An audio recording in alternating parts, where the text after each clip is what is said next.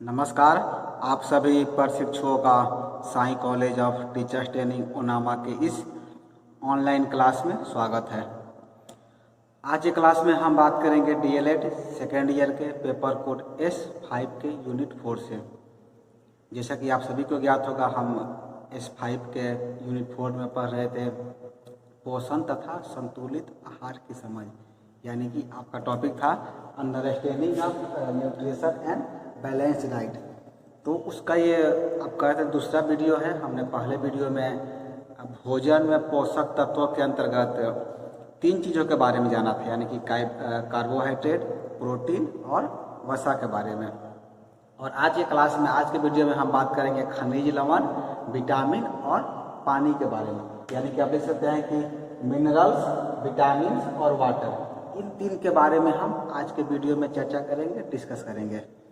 तो यदि आप इसका पूर्व वाला वीडियो नहीं देखे हैं तो पहले वो वीडियो देख लीजिए, ताकि आपका कंसेप्ट पूरी तरीके से क्लियर हो जाए और बेहतर तरीके से आप नोट्स का निर्माण कर सकें। चलिए, आपने 3 तो पहले वीडियो में नोट्स तैयार कर लिया था, और चौथा बिंदु लिखिए। चौथा पॉइंट आपको लिखना है मिनरल्स। मिनरल्स यानी कि खनिज लवण। यदि हम जब मिनरल्स की बात करते हैं, खनिज लवण की बात करते हैं, तो साधारण रूप में देखा जाए तो इनकी जो है विशिष्ट उपयोगिता क्या है, हर मनुष्य जो है या हर व्यक्ति इससे परिचित नहीं होता है। लेकिन हमें यह जानना बहुत ही आवश्यक है कि इनकी भूमिका शरीर को ठीक से कार्य करने के लिए अत्यंत ही महत्वपूर्ण होती है। किसी भी लवण की कमी से या किसी भी आप मिनरल की कमी से जो है उसी से संबंधित शारीरिक व्याधि को निमंत्रण मिलता है, जिसका उपचार बहुत सहजता से नहीं हो पाता है। यानी कि आप क्या समझे, आपके शरीर में यदि मिनरल्स की कमी हो जाती है, खनिज लवण की कमी हो जाती है, तो जिस खनिज लवण की कमी होगी, जिस मिनरल्स की कमी होगी, उसी से संबंधित आपके शरीर में क्या होगा, रोग हो जाएगा, उससे संबंधित बीमारियां होगी, जिसका उपचार जो है बहुत सहजता से नहीं हो पाता है। यानी कि बहुत आसानी से आप क्या कहते हैं, खनिज लवण से उत्पन्न बीमारियों का उपचार नहीं कर सकते हैं। शायद आप सभी को पता होगा कि हमारे शरीर में जो है 24 लवण होते हैं, यानी कि 24 मिनरल्स की आवश्यकता होती है। आप नोट आउट कर लेंगे 24। ये संख्या भी आप याद रखेंगे कि हमारे शरीर में कितना होते हैं, लगभग 24 मिनरल्स होते हैं, जिनकी प्राप्ति जो है किसी न किसी प्रकार से हमारे भोजन से होनी आवश्यक होती है। 24 प्रकार के मिनरल्स की जरूरत क्या होती है, हमारे शरीर को पड़ती है, मानव शरीर की आवश्यकता होती है, जिसकी प्राप्ति हम कैसे करते हैं, जिसकी प्राप्ति जो है किसी न किसी प्रकार से आपको भोजन से होनी आवश्यक होती है। अब किस भोजन से कौन से मिनरल्स प्राप्त होते हैं, इसके बारे में हम आगे चर्चा करेंगे। लेकिन उसके पहले आपको ये जानना जरूरी है कि वो 24 मिनरल्स होते कौन कौन है। आप सभी के भी मन में इच्छा हो रही होगी कि हमें जानना जरूरी है कि वो 24 जो मिनरल्स है वो होते कौन कौन है। आप उसे क्या करें, बिंदु वाइज नोट करते जाएं, ताकि आपका नोट्स बेहतर तरीके से निर्मित हो सके। तो आप पहला में लिखिए कैल्शियम। हमें जो 24 मिनरल्स के बारे में भी आप लिखवा रहे हैं, आप लिखिए पहला में कैल्शियम, दूसरा में लिखेंगे फास्फोरस, तीसरा में पोटेशियम, चौथा में सोडियम, पांचवें में आपको लिखना है क्लोरीन, छठे में मैग्नीशियम, सातवें में आयरन, आठवें नंबर में लिखेंगे आप मैग्नीज, 9th नंबर में लिखेंगे कॉपर, और 10 में आपको लिखना है आयोडीन। आयोडीन तो आप सभी ने सुना होगा, आयोडीन जो है आपके नमक में मिला दिया जाता है कि ताकि जो है आयोडीन की कमी जो है हम सभी की आसानी से पूर्ति हो जाए। ठीक है, 10 में आप लिखेंगे आयोडीन, 11 में लिखेंगे कोबाल्ट, 12 में जिंक, 13 में एल्युमिनियम, 14 नंबर में आर्सेनिक, 15 नंबर में ब्रोमीन, 16 नंबर में आपको लिखना है फ्लोरीन, और 16 के बाद 17 में आप लिखिए निकिल, 18 में लिखेंगे क्रोमियम, 19 नंबर में 19 बिंदु में आप लिखेंगे कैडमियम, 20 में लिखेंगे सेलेनियम, और 21 में आपको लिखना है सिलिकॉन, 22 में लिखेंगे आप वैनेडियम, 23 में लिखेंगे एस्ट्रोसिनियस, और अंतिम और चौथे में आपको लिखना है मोलिबिडिनव, 24 में लिखेंगे मोलिबिडिनव। ये क्या होते हैं, 24 जो है आपके मिनरल्स हैं। जो कि 24 जो खनिज लवण है जो कि आपके शरीर में होने आवश्यक है। अब हम जानते हैं कि इनकी उपयोगिता जो है किस प्रकार से होती है। आप हेडिंग दे देंगे मिनरल्स की उपयोगिता। मिनरल्स की उपयोगिता जो हमारे शरीर में किस किस चीज़ों की होती है। मिनरल्स की उपयोगिता में आप इसे भी आप क्या करेंगे, बिंदु वाइज लिख लेंगे। आप नंबर 1 में लिखेंगे 1 पॉइंट में कैल्शियम, फास्फोरस और मैग्नीशियम। 3 मिनरल्स इसके लिए होते हैं, ये जो है दांतों और हड्डियों के लिए होते हैं। कैल्शियम, फास्फोरस और मैग्नीशियम, ये 3 आपको याद रखना है। हम फिर रिपीट करते हैं, कैल्शियम, फास्फोरस और मैग्नीशियम जो है आपके दांतों और हड्डियों के लिए होते हैं। ठीक है। दूसरा में लिखिए फास्फोरस में आपकी मांसपेशियों, जिगर के रख रखाव तथा मानसिक संतुलन के लिए भी होते हैं। एक ही आप इसमें ध्यान देंगे कि जितने भी मिनरल्स है, एक मिनरल्स का काम जो है कई जगह होता है। जैसे कि हमने पहले पॉइंट में लिखा कि फास्फोरस जो है दांतों और हड्डियों के लिए भी होता है और मांसपेशियों, जिगर के रख रखाव तथा मानसिक संतुलन में भी इसका क्या किया जाता है, प्रयोग किया जाता है, इसका यूज किया जाता है। चलिए आपने 2 बिंदु नोट कर लिया होगा। अब आप तीसरे बिंदु में लिखिए, नंबर 3 में आप लिखेंगे सोडियम, पोटेशियम, क्लोराइड और फास्फोरस। क्या क्या लिखना है आपको, सोडियम, पोटेशियम, क्लोराइड और फास्फोरस जो होते हैं शारीरिक तरल पदार्थों की संवहनता बनाए रखने तथा उनकी कमी की पूर्ति करने के लिए इनका उपयोग किया जाता है, इनका यूज किया जाता है। सोडियम, पोटेशियम, क्लोराइड और फास्फोरस क्या होते हैं, जो आपके शारीरिक तरल पदार्थ हैं उनकी संवहनता बनाए रखने तथा उनकी कमी की पूर्ति करने में ये योगदान देते हैं। ठीक है। और तीसरा के बाद आप लिखेंगे चौथे बिंदु में, नंबर 4 में आपको लिखना है आयरन और कॉपर।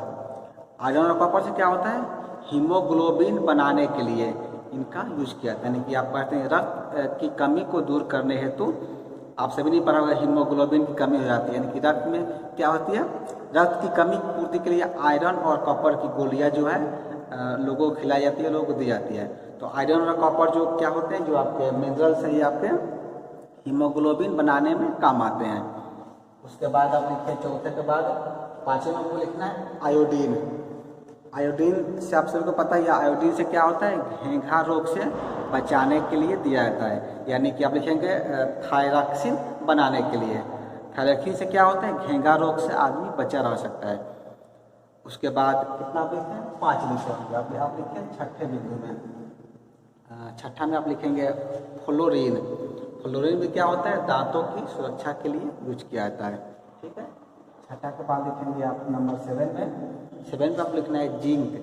जिंक क्या करता है, एंजाइम बनाने के लिए तथा इंसुलिन के नियंत्रण के लिए ये होता है। और 7वें के बाद आप लिखिए 8वें बिंदु में कोबाल्ट।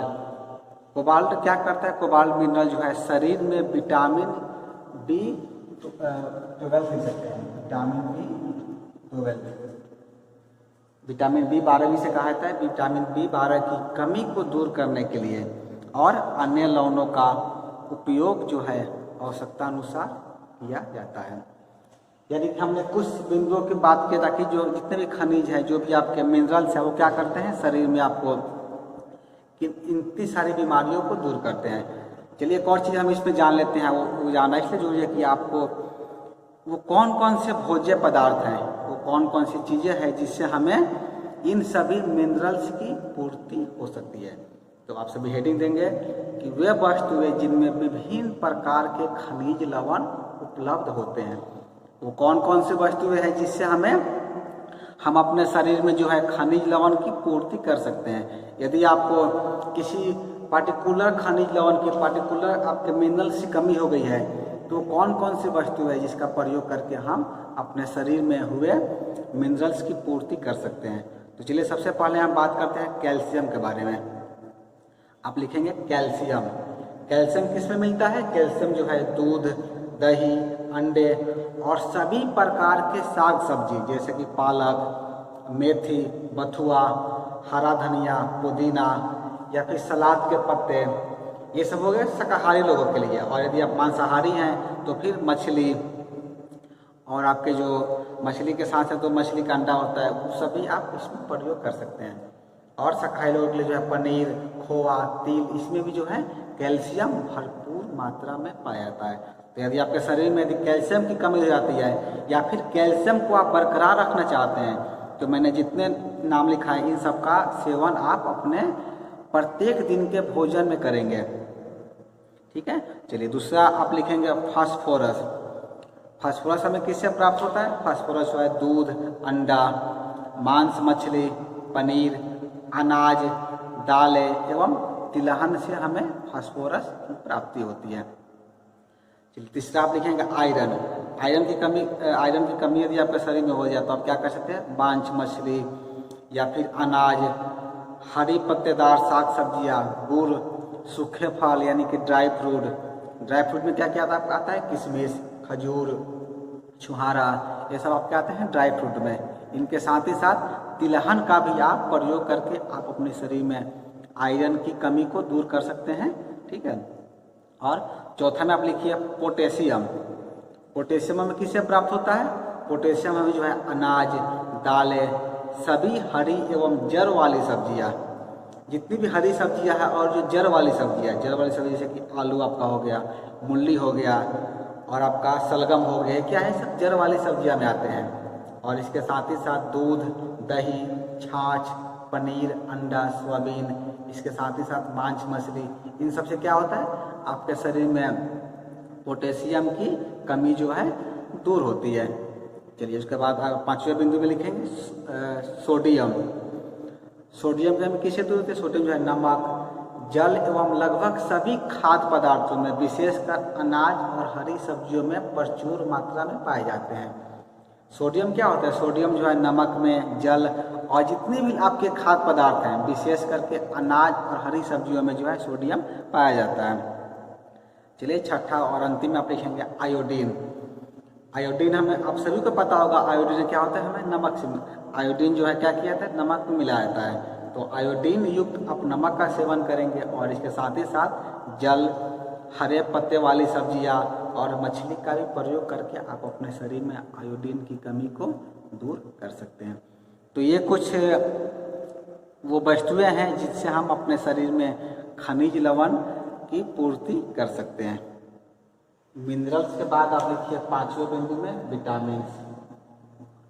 आप लिखेंगे विटामिन। विटामिन का सभी को लिखना है कि भोजन की भाषा में इसे क्या कहा गया? इसे जीवन तत्व कहा जाता है।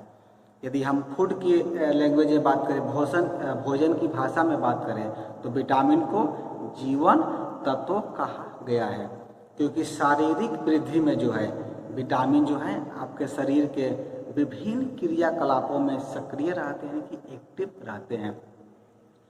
यदि हम विटामिन को देखते हैं तो हमें पता चलता है कि जहाँ एक और ये जो आश्चर्यजनक रूप में हमारे शरीर की सुरक्षा करते हैं, वहीं दूसरी ओर जो है इनके न होने से शरीर को कई तरह के रोगों से ग्रसित होने का भी डर बना रहता है। यानी विटामिन यदि आपके शरीर में है तो क्या होता है? ये आश्चर्यजनक रूप से यानी कि इमेजिनेशन रूप से क्या करता है? आपके शरीर की सुरक्षा करते हैं, सेफ्टी करते हैं। और यदि आपके शरीर में विटामिन की कमी हो जाए तो क्या होता है? विभिन्न तरह के रोगों से आप ग्रसित भी हो सकते हैं। इनकी जो है बहुत थोड़ी मात्रा ही शरीर के लिए पर्याप्त होती है। बहुत ज़्यादा मात्रा इनकी आवश्यकता नहीं होती है, बहुत थोड़ी ही मात्रा आपकी आवश्यकता होती है। तभी इन्हें जो है भोजन के साथ साथ बाहर से भी शरीर में पहुँचाया जाता है।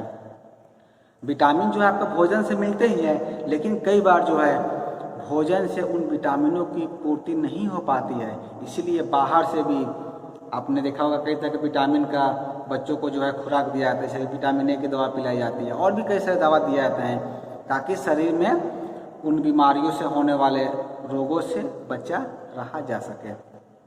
ऐसा इसलिए किया जाता है क्योंकि आपका शरीर जो है विटामिन को स्वयं से तैयार नहीं कर सकता। इसको आपको याद रखना है, क्योंकि आपका मानव शरीर जो है विटामिन को स्वयं से तैयार नहीं कर सकता। इसीलिए जो है भोजन के साथ जो विटामिन तो आदमी लेता ही है, लेकिन जब उसके शरीर में उस विटामिन की कमी हो जाती है तो क्या किया जाता है? बाहर से भी विटामिन को शरीर के अंदर पहुंचाया जाता है ताकि विटामिन से होने वाली बीमारियों से हम बचे रह सकें। मैंने आज से क्लास के लिए जितनी भी जानकारी इकट्ठा की है उससे हमको हमें मालूम चला है कि 6 प्रकार के जो है विटामिन होते हैं। ये मेरी जानकारी के अनुसार पता चला है कि क्या होता है, 6 प्रकार के विटामिन होते हैं। कौन कौन होते हैं आप लिख सकते हैं, vitamin A, B, C, D, E और के। ये 6 प्रकार के विटामिन होते हैं जिनका विभाजन जो है हम निम्न प्रकार से कर सकते हैं। पहला लिखेंगे कि वसा में घुलनशील vitamin, vitamin A, vitamin D, vitamin E और विटामिन के, ये क्या होते हैं, वसा में घुलनशील विटामिन होते हैं। उसके साथ ही साथ जल में घुलनशील विटामिन की यदि बात करें तो विटामिन बी और विटामिन सी क्या होते हैं, जल में घुलनशील होते हैं। इन सभी विटामिनों को जो है शरीर को आवश्यकता रहती है। विभिन्न प्रकार के विटामिनों के कार्य, कमी से होने वाले रोग, प्रतिदिन लेने की उचित मात्रा और प्राप्त स्रोतों यदि हम अपने जीवन में प्रयोग करें तो क्या कर सकते हैं, हम इन सब बीमारियों से बचे रह सकते हैं। आप सभी भी जानते होंगे कि विटामिन की कमी से जो है कई तरह की बीमारियां हमें हो जाती है। तो हम क्या कर सकते हैं, अपने जीवन में, अपने लाइफ में थोड़ा थोड़ा ही मात्रा में यदि उन विटामिनों का प्रयोग करें तो हम विभिन्न प्रकार की बीमारियों से बचे रह सकते हैं। चलिए हम यह चर्चा कर लेते हैं कि किस विटामिन से जो है कौन से रोग होते हैं, किस विटामिन की कमी से देखें, किस विटामिन की कमी से जो है कौन से रोग होते हैं और कौन कौन से वो खाद्य पदार्थ हैं जिनका सेवन करके हम उन बीमारियों से भी बचे रह सकते हैं। तो सबसे पहले हम बात करते हैं विटामिन ए के बारे में। जैसा कि आप सभी जानते होंगे, विटामिन ए की कमी से या मुख्यतः आँखों से संबंधित रोग होते हैं। यानी कि आप कह सकते हैं कि रात्रि में जो अंधापन होता है, जिसे रतौंधी कहा जाता है, वो क्या होता है, मुख्य रूप से विटामिन ए की कमी से होता है। और इसके साथ ही साथ जो है वृद्धि में कमी, संक्रामक रोधक शक्ति का ह्रास, आँखें, मूत्राशय और श्वास संबंधी रोगों की भी संभावना इससे बढ़ जाती है। हम विटामिन ए की कमी को कैसे दूर कर सकते हैं, हम अपने जो है खाद्य पदार्थ में दूध, घी, मक्खन, रिफाइंड तेल, वनस्पति, अंडे या मछली का तेल का सेवन करके, और इसके साथ ही साथ जितने भी लाल और पीले फल होते हैं और हरी साग सब्जियां जो होती है, इनका प्रयोग करके हम विटामिन ए की कमी को अपने शरीर में क्या कर सकते हैं, विटामिन ए की कमी को दूर कर सकते हैं और जितनी जो रोग हैं जिसके बारे में मैंने अभी चर्चा किया, इन सब रोगों से भी बचे रह सकते हैं। हम बात करते हैं विटामिन बी के बारे में। तो विटामिन बी के जो है, विटामिन बी के अंतर्गत कई सारे आते हैं, जैसे कि vitamin B1, B2, B6, B12, 4 इसके अंतर्गत आते हैं। ठीक है, तो आप विटामिन बी में लिखेंगे पहले विटामिन B1 के बारे में। यदि विटामिन B1 की कमी हो जाती है तो क्या होता है कि ये भोजन के पाचन तंत्र और स्नायु तंत्र के कार्य में सहायक है, हृदय को जो है मजबूती प्रदान करते हैं और शारीरिक वृद्धि में भी योगदान देते हैं। ठीक है, विटामिन बी का मुख्य कार्य क्या होता है, विटामिन B1 का जो है मुख्य कार्य होता है कि भोजन के पाचन तंत्र और स्नायु तंत्र में ये सहायक होते हैं और हृदय को जो है मजबूती प्रदान करने के साथ साथ वृद्धि में भी आपके योगदान देते हैं। ठीक है, इसके अभाव से जो है, यानी कि इसकी कमी से जो है कौन कौन रोग होते हैं, आप इसमें लिखेंगे आपकी भूख में कमी, पाचन क्रिया में गड़बड़ी, मानसिक असंतुलन या मांसपेशियों के समन्वय में भी कमी होती है, हृदय की धड़कन में असामान्यता। विटामिन ए की कमी से जो इतने प्रकार के रोग होते हैं। आप कौन से खाद्य पदार्थ का सेवन करके इनसे बचे रह सकते हैं, आप लिखेंगे कि सभी प्रकार के अन्न, वसा, दालें, चावल, हरी मटर, दूध, अंडे, मछली, मांस, इन सब का सेवन करके, और इसके साथ ही साथ मिर्च और सीताफल में भी क्या होते हैं, विटामिन B1 प्रचुर मात्रा में उपलब्ध होते हैं या फिर आप कह सकते हैं कि मौजूद रहते हैं। चलिए बी सीरीज के अंतर्गत हम बात करते हैं विटामिन B2 के बारे में। विटामिन B2 का जो मुख्य कार्य में आप लिखेंगे कि अनेक प्रकार के एंजाइम सिस्टम के रूप में कार्बोहाइड्रेट, वसा और प्रोटीन की कार्य कुशलता में वृद्धि करते हैं और वृद्धि में भी सहायक और शक्ति में गति लाने का कार्य इनके द्वारा होता है। यदि विटामिन B2 की कमी हो जाए या इसका अभाव हो जाए तब आप कौन कौन रोगों से ग्रसित रह सकते हैं। तो इसमें आपको लिखेंगे कि आँखों, त्वचा और नाड़ियों पर अधिक प्रभाव पड़ता है, पलकें आपकी जो भारी हो जाती है और सूर्य की तेज रोशनी असह्य हो जाती है, होंठ जो है सूज जाते हैं, जीभ पर छाले तथा मुंह के किनारे कट जाते हैं। विटामिन B2 की कमी हो जाए तो क्या होता है कि आप सूर्य की रोशनी को बर्दाश्त नहीं कर पाते हैं, आपके सूर्य की रोशनी आपके लिए असह्य हो जाती है। ठीक है, और इसकी कमी को कैसे दूर कर सकते हैं। इसी कमी को दूर करने के लिए आपको जो है दूध तथा दूध से बनी वस्तुएं जैसे कि दही जो है दही में क्या होते हैं, प्रचुर मात्रा में विटामिन B2 उपलब्ध रहता है। दूध तथा दूध से बनी वस्तुएं, दूध से बनी वस्तु कुछ भी हो सकती है, जैसे कि आपका पनीर हो गया, दही हो गया, छाछ हो गया, इन सब का प्रयोग कर सकते हैं।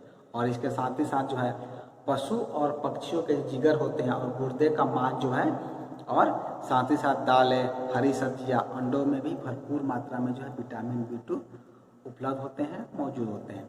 इन सब का भी आप सेवन करके अपने शरीर में विटामिन B2 की कमी को दूर कर सकते हैं।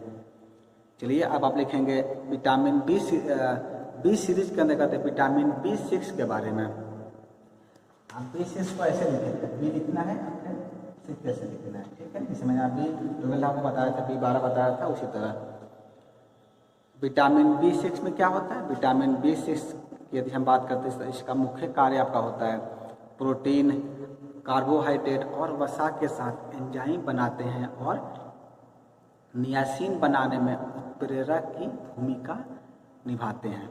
इनकी कमी से क्या होता है, इनकी कमी से जो है चिड़चिड़ापन, मिचली, उल्टी, घबराहट आने लगती है। आँख, नाक और मुंह के पास की त्वचा पर जो है चोट के निशान और चकत्ते हो जाते हैं। शरीर में अत्यधिक कमजोरी होने लगती है। आपको क्या होगा, चिड़चिड़ापन आएगा, मिचली आएगी, शरीर में जो है अत्यधिक कमजोरी का एहसास होने लगता है। इसकी कमी को आप कैसे दूर कर सकते हैं। इसकी कमी को दूर करने के लिए आपको जो है मूंगफली, दालें, मांस, दूध, अंडे, सब्जियां, फल, गेहूं का आटा, बाजरा, ज्वार तथा आलू का सेवन करके आप इस कमी को जो है, इस विटामिन की पूर्ति आप अपने शरीर में कर सकते हैं। चलिए B सीरीज का आपका अंतिम है B12, B12 में आप लिखेंगे कि ये जो है इसका क्या होता है, इसका जो है मुख्य कार्य होता है। मुख्य कार्य में आप सभी को लिखना है कि लाल रक्त कणों के विकास के लिए आवश्यक होते हैं तथा त्वचा, नाड़ियों, हड्डियों और मांसपेशियों के रखरखाव में भी ये क्या होते हैं, उपयोगी सिद्ध होते हैं। इनकी कमी से क्या होता है, इनकी अगर अभाव हो जाए, इनकी कमी हो जाए तो आपके शरीर में क्या दिक्कत आएगी, आपके शरीर में जो है घातक रक्तल्पता से ग्रस्त होना तथा लाल रक्त कणों की कमी, जीभ और सूजन और छाले, उंगलियों और पंजों में जो है सनसनाहट तथा रीढ़ खाम में विकृति की स्थिति का आरंभ हो जाता है। विटामिन B12 यानी कि विटामिन B12 की कमी को आप किन खाद्य पदार्थों से दूर कर सकते हैं। आप जो है खाने में विशेष रूप से मांसाहारी भोजन को आपको सेवन करना है, जैसे कि मछली, मांस, गुर्दे, अंडा, इन सब का जो है आपको सेवन करना है। यदि आप नॉनवेज नहीं खाते हैं तो आप क्या कर सकते हैं, दूध तथा पनीर का भी सेवन करके आप विटामिन B12 की कमी को दूर कर सकते हैं। ये तो 4 विटामिन थे जो विटामिन B सीरीज के अंतर्गत आते हैं। अब हम बात करते हैं विटामिन C के बारे में। विटामिन C के जो मुख्य कार्य क्या होते हैं, इसमें आप लिखेंगे कि इसकी विटामिन C में आपको लिखना है कि इसकी शरीर के कार्यों में बड़ी महत्वपूर्ण भूमिका होती है। विटामिन C का कार्य क्या होता है, जो आपका शरीर का जो कार्य प्रणाली है उसमें इसकी बहुत ही महत्वपूर्ण भूमिका मानी गई है। आपका जो है त्वचा, दांत, हड्डी इत्यादि की मरम्मत तथा उन्हें शक्ति देता है।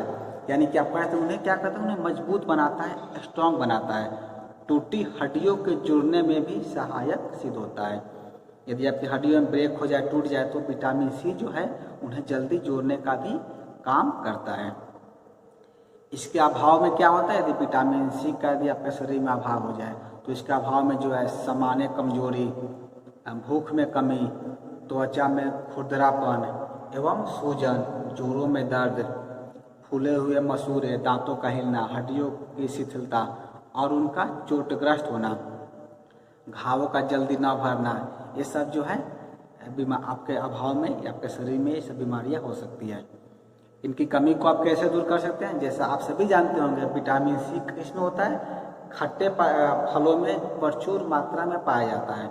तो जितने भी खट्टे फल हैं, जैसे कि आपका हो गया आंवला, नींबू, संतरा, अंगूर, इन सब का क्या कर सकते हैं? आप प्रयोग कर सकते हैं। जितने भी खट्टे फल हैं, आपको इतना ध्यान रखना है कि प्रत्येक खट्टे फल में जो है विटामिन सी प्रचुर मात्रा में पाए जाते हैं। इसके साथ ही साथ आप जो है काजू, सहजन, हरी सब्जियां, इन सब का भी प्रयोग आप कर सकते हैं विटामिन सी को, मतलब अगर आप कमी को दूर करना चाहते हैं तो। चलिए, इसके बाद आप लिखेंगे विटामिन डी के बारे में। इसके बारे में तो शायद आप सभी जानते होंगे कि विटामिन बी का जो है मुख्य कार्य क्या होता है? छोटी आंतों में कैल्शियम और फास्फोरस की सक्रिय भूमिका का निर्वहन करता है और साथ ही जो है हड्डियों में कैल्शियम की मात्रा को व्यवस्थित करने का काम करता है। यदि इसका अभाव हो जाए, इसकी कमी हो जाए, तो बच्चों में क्या होता है? रिकेटस तथा वयस्कों में यानी कि बड़ों में जो है ओस्टोमलेशिया रोग उत्पन्न हो जाते हैं। इन रोगों में क्या होता है? इन रोगों में जो है हड्डियों की विकृति विशेष स्थिति हो जाती है।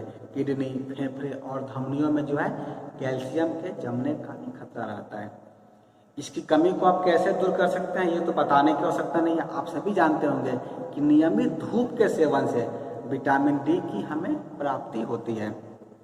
आप क्या करें? प्रत्येक दिन जो है कम से कम 30 मिनट जो है आप धूप में बिताएं, ताकि आपके शरीर में विटामिन डी की कमी नहीं होने पाए।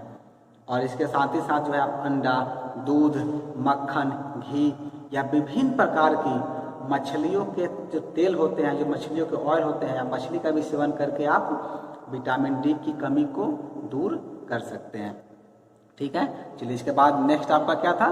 नेक्स्ट आपका था विटामिन ई और विटामिन के। चलिए पहले हम विटामिन ई के बारे में बात करते हैं। विटामिन ई जो है प्रजनन के लिए एक महत्वपूर्ण और आवश्यक तत्व माना गया है। लाल रक्त कणों को जो है नष्ट होने से बचाता है, प्रजनन शक्ति में वृद्धि करता है और विशेषतः जो है गुर्दों को किसी भी प्रकार के आघात से सुरक्षित रखता है। इसकी कमी से क्या होता है? यदि आपके शरीर में विटामिन ई की कमी हो जाए तो संतानों उत्पत्ति में जो है अवरोध उत्पन्न होता है तथा लाल रक्त कणों की कमी होना और मांसपेशियों में जो है लचीलेपन का आभास होने लगता है। विटामिन ई की कमी को आप कैसे दूर कर सकते हैं? विटामिन ई कमी को जो है लगभग सभी प्रकार के भोज्य पदार्थों में उपलब्ध होते हैं। विभिन्न प्रकार की वस्तुओं और तेलों में जो है भारी मात्रा में उपलब्ध होते हैं।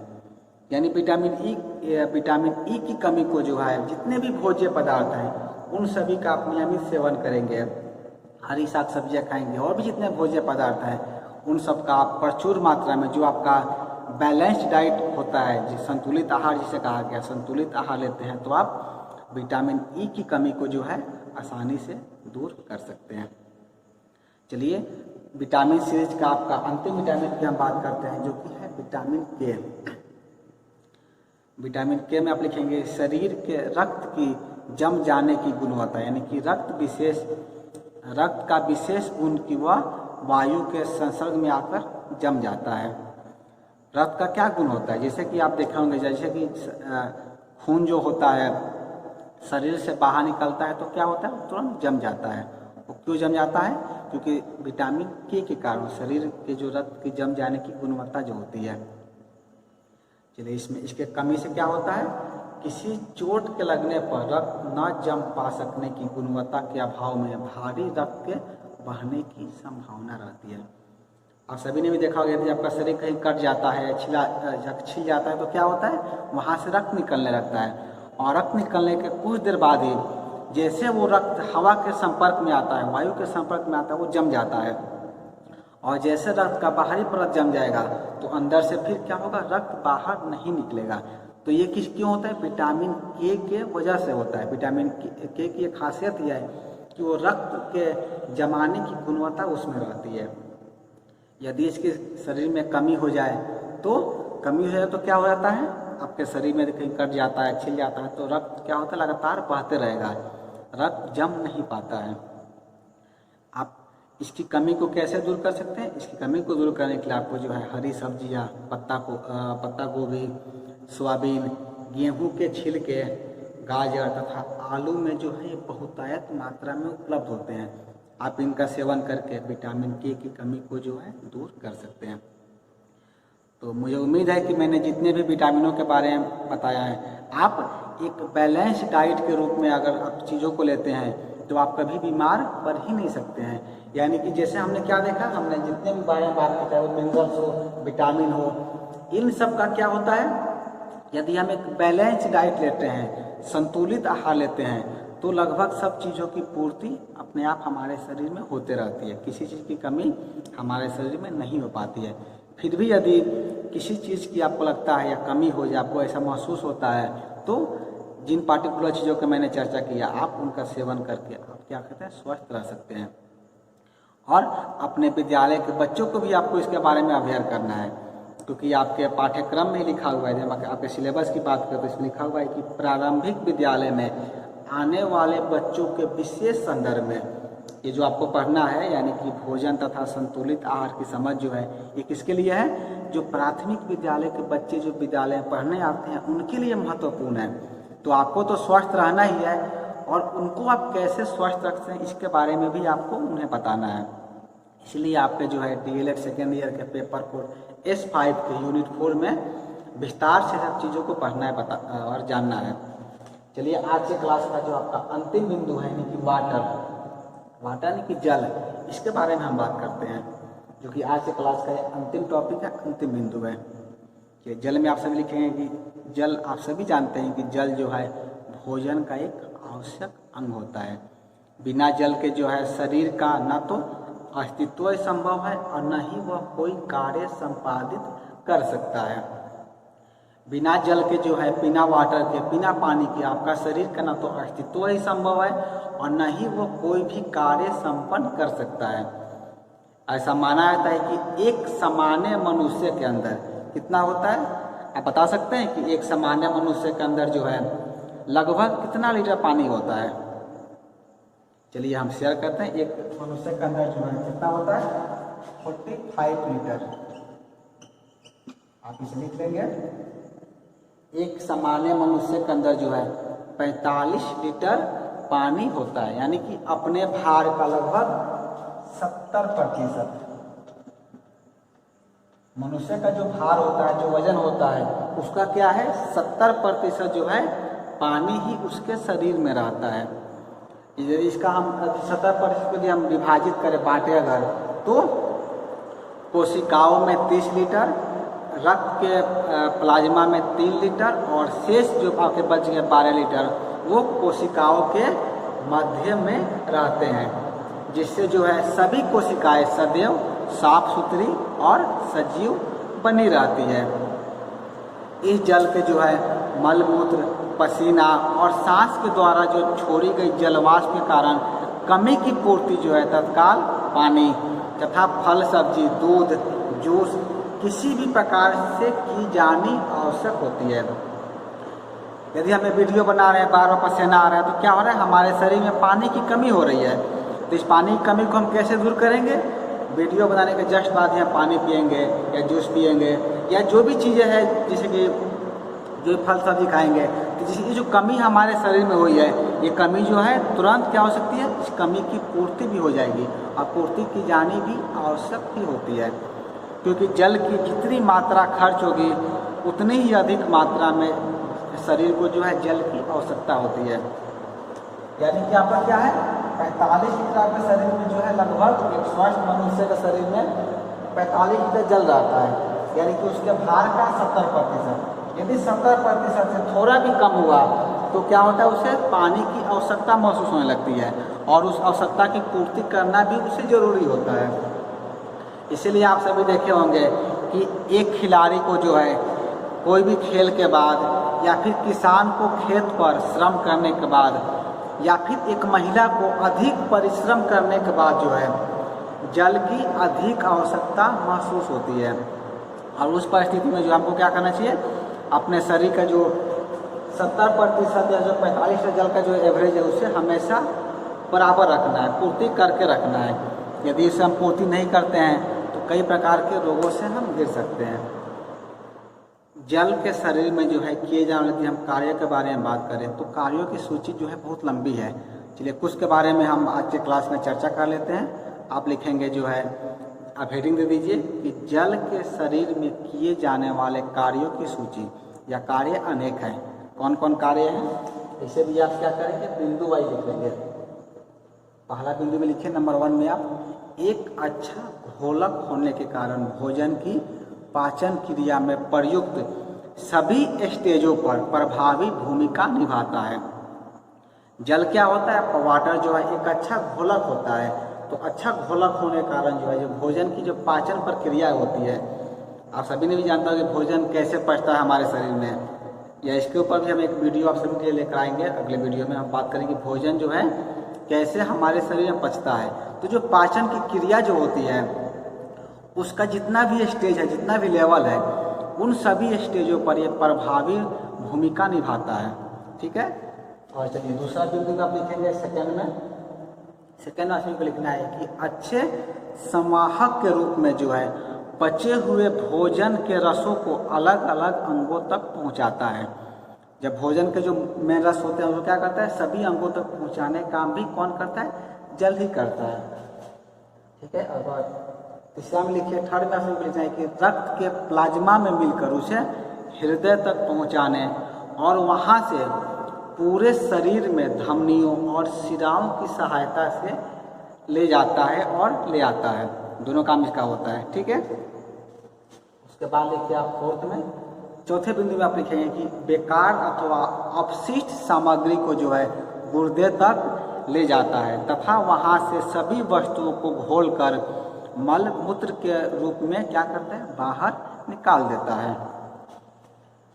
चौथा के बाद देखिए आप पांचवें नंबर में, पांचवें बिंदु आप लिखना है कि शरीर के विभिन्न अंगों को परस्पर घिसन और टूट फूट से जो है बचाकर उनकी स्निग्धता को भी जो है बनाए रखता है। आप सभी को पता होगा जो है प्रतिदिन एक व्यक्ति को जो है खाने के साथ कम से कम जो है 1.5 से 2 लीटर तथा अन्य सीधे ही ऐसे जो है 3 से 5 लीटर तक की पानी की आवश्यकता होती है। पानी पीना चाहिए। यानी आपको क्या करना चाहिए, जब खाना खा रहे हैं तो खाना के साथ जो है, खाना के पहले या फिर करते हैं खाने के कुछ देर बाद जो है आप 1.5 से 2 लीटर पानी पिएंगे। और ऐसे जो है नॉर्मल में आप 3 से जो है 5 लीटर पानी जो है प्रत्येक दिन पीना चाहिए, तभी ताकि आपके शरीर की जितनी भी क्रियाएं हैं वो बेहतर तरीके से संपन्न हो पाए। पानी की जो है यथेष्ट मात्रा से आपका शरीर जो है काफ़ी चुस्त, तंदुरुस्त तथा संतुलित रहता है। क्योंकि आप ऐसा प्रैक्टिकल करके देख सकते हैं। आप क्या कीजिए, प्रत्येक दिन जो है 3 से 5 लीटर प्रत्येक दिन पानी पीजिए। तब ऐसा करेंगे तो आप खुद महसूस करेंगे कि आपका शरीर जो है काफ़ी चुस्त, तंदुरुस्त तथा संतुलित रहता है। क्योंकि पानी पीने को जो है आज के विशेषज्ञों ने बहुत ही तर्क संकट करार दिया है। जितने भी विशेषज्ञ आते हैं, जितने वैज्ञानिक हैं, सभी के द्वारा कहा गया कि एक मनुष्य को जो है पानी अधिक से अधिक पीना चाहिए। आप क्या कर सकते हैं, जो है खाने से पहले थोड़ा सा पानी पी सकते हैं। हमने बहुत लोगों को देखा है क्या करते हैं, खाने के साथ में पानी पीते रहते हैं या खाने के बाद पानी पीते हैं। ऐसा नहीं करना है। एक नियम आप पालन कीजिए। आप क्या करें, खाना खाने से पहले थोड़ा पानी पी लें और खाने के मध्य जब खाना खा रहे हैं तो बीच बीच में थोड़ा थोड़ा पानी पी सकते हैं। लेकिन खाना के तुरंत बाद आपको पानी नहीं पीना है। आप सबने महसूस किया, जब आप खाना खा लेते हैं तो खाना खाने के जस्ट बाद बहुत तेज प्यास लगती है। ऐसा क्यों होता है कि पानी जब खाना खाते हैं जो भोजन की जो गर्मी होती है वो बाहर निकलती है, जिससे क्या होता है हमें प्यास का अनुभव होता है, पानी पीने की इच्छा होती है। उस कंडीशन में आपको पानी नहीं पीना है। खाना खाने के कुछ देर बाद जो है आप पानी पी सकते हैं, तुरंत बाद आपको नहीं पीना है। और एक और चीज़ आप ध्यान रखेंगे कि पानी की जो है अत्यधिक मात्रा एक साथ कभी नहीं पिए। यानी कि आप एक बार में बहुत सारा पानी नहीं पीना है, थोड़ा थोड़ा करके थोड़े थोड़े अंतराल में पिए। यह बहुत ही गुणकारी होता है, जिससे जो है गुर्दे पर एक साथ कार्यभार नहीं बढ़ता है।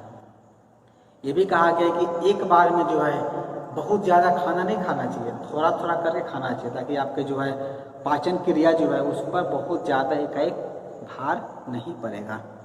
पानी भी यदि हम पी रहे हैं तो पानी को भी क्या करेंगे, हम एकाएक नहीं पिएंगे, थोड़ी थोड़ी देर में थोड़ी थोड़ी मात्रा लेकर पीते रहेंगे। ठीक है, इसका आप विशेष ध्यान रखेंगे, क्योंकि आप सभी जानते होंगे जल के ना पीने से अथवा कम पीने से क्या होता है, डिहाइड्रेशन होने की संभावना ज़्यादा रहती है। डिहाइड्रेशन को जो है हिंदी में बोला जाता है निर्जलन। निर्जलन की जो है समस्या होने का डर रहता है, यानी कि डिहाइड्रेशन होने का डर रहता है। इस स्थिति में जो है शरीर में ग्लूकोज की बोतलें चढ़ानी भी पड़ सकती है। आप सभी ने महसूस किया, यदि बहुत ज़्यादा किसी को वोमिटिंग होता है, उल्टी होता है, लूज मोशन होता है, तो उस कंडीशन में क्या होता है, उसे ग्लूकोज की बोतलें चढ़ानी पड़ जाती है, क्योंकि उसके शरीर में डिहाइड्रेशन की समस्या हो जाती है। तो हमें क्या करना है, अपने शरीर में पानी की कमी को होने ही नहीं देना, हमेशा पानी पीते रहना है। ठीक है, आगे इसमें लिखेंगे कि मनुष्य की आवश्यकता के अनुरूप जल की मात्रा जो है शरीर में हमेशा बनानी पड़ती है। सूखी त्वचा, सूखे होंठ, रूधा गला, घबराहट, बेचैनी क्या है, डिहाइड्रेशन के विशेष लक्षण होते हैं, जिससे पानी की कमी को आंका जा सकता है।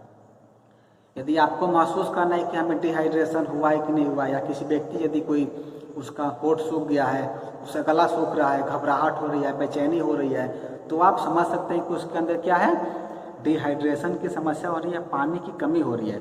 उस परिस्थिति में जो है उसे ज़्यादा ज़्यादा पानी पीने को देना चाहिए। ऐसे भी आप नॉर्मल डे में भी आप ज़्यादा पानी पीते हैं तो ऐसे भी आप स्वस्थ रहते हैं। तो चलिए आज की क्लास में हम इतना ही पर इन करते हैं, क्योंकि वीडियो बहुत लंबा हो जाएगा। हमने understanding of nutrition and balance diet के अंतर्गत 6 बिंदु बात कर रहे थे। 3 के बारे में हमने पिछले वीडियो में जाना था, और आज की क्लास में हमें विशेष रूप से जाना मिनरल्स, विटामिन और वाटर्स के बारे में। और एक और चीज़ आपका रह गया, वो आपका है बैलेंस डाइट, यानी कि हिंदी में आप कहेंगे इसे संतुलित आहार। तो संतुलित आहार के बारे में, यानी कि बैलेंस डाइट के बारे में हम बात करेंगे अगले वीडियो में। यानी कि इसी टॉपिक के पार्ट 3 में, भाग 3 में हम संतुलित आहार, बैलेंस डाइट के बारे में चर्चा करेंगे, बात करेंगे। तो इस क्लास में इतना ही। आज के क्लास को पूरा देखने के लिए आपका धन्यवाद।